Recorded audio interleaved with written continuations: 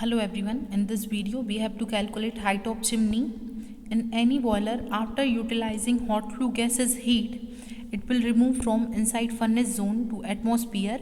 So the air circulation of hot flue gases depend upon height of chimney because they maintain a pressure difference between atmospheric air and inside hot flue gases air is known as draft of chimney. और यही draft of chimney हम calculate करने वाले हैं इस particular video के अंदर। Let us consider एक चिमनी जिसका हाइट हमने लिया हुआ है कैपिटल H इन मीटर, और भी कुछ पैरामीटर हमने कंसीडर किए हुए हैं।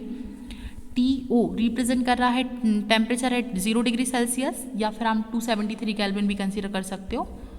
TA आपका एटमॉस्फेरिक टेम्परेचर है। TF हॉट फ्लू गैसेज है inside furnace zone. Capital H height of chimney in metre. Small h draft of chimney in mm of water column. इसे हम न्यूटन पर मीटर स्क्वायर में भी रिजॉल्व करेंगे। Small m mass of air है जो कि हम सप्लाई कर रहे हैं 1 kg ऑफ फ्यूल बर्न करने के लिए। और आफ्टर यूटिलाइजिंग इट जो आपका हॉट फ्लू गैसेज इमिट होगा उसका मास रहेगा m+1। आप देख सकते हैं m+1 लिखा हुआ है mass of flue gases kg पर kg of fuel. Now we have to consider ideal gas law, और आइडल गैस लॉ की मदद से हम स्पेसिफिक वॉल्यूम निकाल सकते हैं at 0 degree Celsius. PV = MRT, और यहाँ से हमने 0 डिग्री सेल्सियस पे कंसीडर किया हुआ है। That means P0 V0 = MRT0।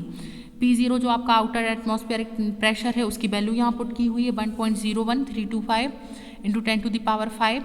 आपका स्पेसिफिक वॉल्यूम जो हमें कैलकुलेट करना है वो V0 है। स्मॉल m मास है आपका फ्यूल का। R आपका फ्यूल का नहीं, सॉरी, m आपका मास ऑफ एयर है।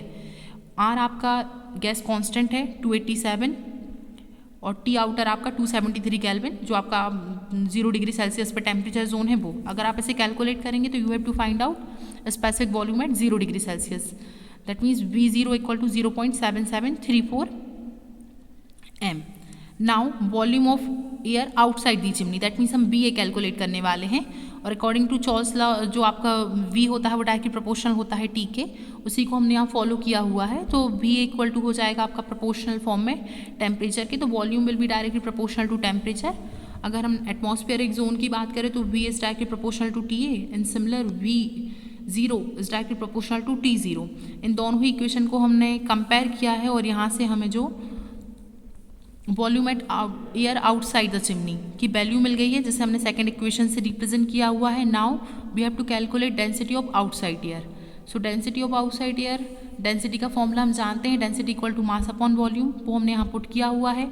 आउटसाइड एयर के लिए ρA = m/VA। VA की वैल्यू आपने अपर इक्वेशन में कैलकुलेट की हुई है, वही हमने यहाँ पुट की हुई है, और इसे रिजॉल्व करके जो आपकी डेंसिटी है वो ये थर्ड वन इक्वेशन में रिप्रेजेंट की गई है। नाउ सिमिलरली अब अगर हम बात करते हैं, जैसे हमने यहाँ वॉल्यूम निकाला हुआ है outside air the chimney, then हमने डेंसिटी कैलकुलेट की हुई है। अब हम सिमिलरली जो आपका इनसाइड फ्लू गैसेज हैं, आपकी हॉट फ्लू गैसेज हैं, उसके लिए कैलकुलेट करेंगे। नाउ अगेन हमने जो आपका चार्ल्स लॉ है उसे फॉलो किया हुआ है।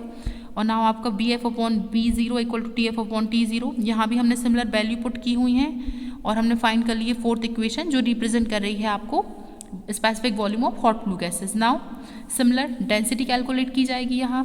तो एवरीवन डेंसिटी का फॉर्मूला होता है मास अपॉन वॉल्यूम, बट यहाँ जो आपकी डेंसिटी है हॉट फ्लू गैसेज की है, और उसके लिए जो हमने मास लिया हुआ था स्टार्टिंग में वो लिखा हुआ था हमने m+1, वही हमने यहाँ पुट किया हुआ है। और BF की वैल्यू आप अब इक्वेशन में देख सकते हैं, फोर्थ इक्वेशन में वही हमने यहाँ पुट की हुई है। इन दोनों को रिजॉल्व करा गया तो ये वैल्यू मिली। अब हम जैसा कि जानते हैं प्रेशर डिफरेंस हमें जो निकालना था ड्राफ्ट, अगर हम वो एटमॉस्फेरिक एयर और hot flue gases inside of furnace की बात करें तो हम दोनों को सब्ट्रैक्ट कर देते हैं आपस में। तो जो आपका ड्राफ्ट है वो सिंपल निकल आएगा, pressure of surrounding air minus pressure of hot flue gases. इन दोनों ही ऊपर वाली इक्वेशन को, फोर्थ और फिफ्थ इक्वेशन को अगर हम रिजॉल्व करते हैं तो we find out this state final equation. The pressure difference 353 × G × H, और ब्रैकेट में लिखा हुआ है 1/TA minus with in bracket m+1/m bracket close 1/TF newton पर मीटर स्क्वायर।